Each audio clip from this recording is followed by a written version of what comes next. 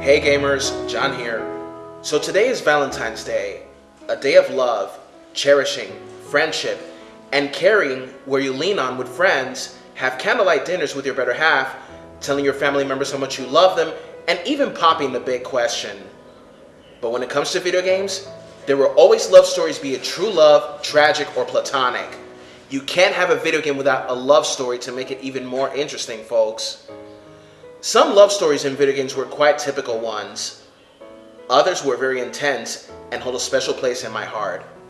Of course, aside from video games, we know our favorite love stories, such as Romeo and Juliet, Tony and Maria, Jack Dawson and Rose Decatur, Jamie Sullivan and Landon Carter, Katniss and Peeta, Ennis Del Mar and Jack Twixt, Clark and Lexa, and many more.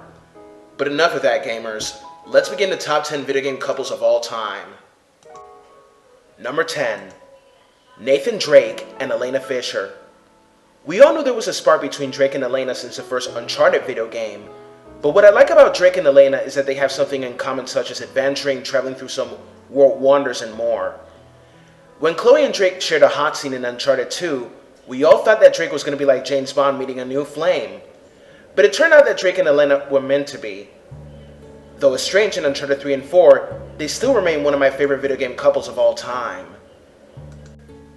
Number 9. Ryu Hayabusa and Irene Liu. The old Ninja Gaiden trilogy had a love story between Ryu and Irene. They first met when she tranquilizes Ryu with a dart gun, and then they embark to recover creepy demon statues, fight supernatural evils, and at the end of the first game, Irene could be a double-crosser. But no. Irene is not a damsel in distress, because she's a CIA agent, who is later ordered to kill Ryu Hayabusa and retrieve the statue. But she refuses the order because, after going through so much, she has developed feelings for Ryu as he did for her. Number 8. The Prince and Fara. Despite having met under terrible circumstances due to a battle between the two kingdoms thanks to the scheming vizier and the king for wanting honor and glory, the Prince and Fara have at first problems working together.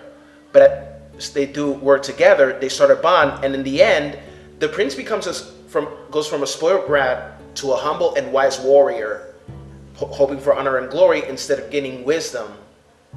In the end, they start to develop feelings for one another, and I still remember that dreamed love scene in Sands of Time. And if you're playing the game and get to that scene, just make sure that your mom or your girlfriend is not with you watching it. Number 7. Ethan Mars and Madison Paige. Heavy Rain is a game that has an intense storyline, but where's the intensity if it has no love? During the search for his missing son, at first Ethan does not want Madison's help, but seeing what he is going through, Madison just wants to help. But later, they realize they have feelings for one another. If players manage to kiss Madison, prepare for a romantic scene that you might feel like watching a love scene from a movie. Despite not telling him she's a photojournalist, gamers can decide whether to forgive Madison and have a happy ending with her depending on how you go through the game, or reject her. Personally, I prefer forgiving. Because who knows? Forgiveness is good for your health. Number 6. Claire Redfield and Steve Burnside. Aside from a Leon and Ada love story in Resident Evil 2, Code Veronica X has one. It's Claire Redfield and Steve Burnside. They first met at Rockford Island Prison. Steve seemed like a jerk who was a loner, but as he was working together with Claire, the two started to develop mutual respect, and later Steve grew from a jerk to a good-hearted teammate, who later developed feelings for Claire. But unfortunately, this love story will come crashing to an end, in which Steve will protect Claire, but at a cost. Number 5. Link and Midna. Twilight Princess is an awesome game, but aside from your typical Link and Zelda romance, this love story is pretty interesting. At first, she seemed like this nasty, annoying imp-like character who breaks Link out of prison after the latter is transformed into a wolf by entering the world of Twilight. Later, Midna softens up a bit and starts developing feelings for Link, and our silent protagonist does the same, folks. Number 4. Cloud and Tifa. Personally, I prefer them over Cloud and Aerith, because Aerith fitted more with Zack in Crisis Core. Cloud and Tifa knew each other since they were kids, and this love story was intense. By making Tifa like you more and your choices that could trigger a date with her at the Gold Saucer, you'll just love both of them. As the game progresses, you'll just see how intense it gets, even before the final battle against Sephiroth himself. Number 3. Max Caulfield and Chloe Price. You can decide whether Max likes Warren or Chloe, but a lot of us love Max and Chloe pairing.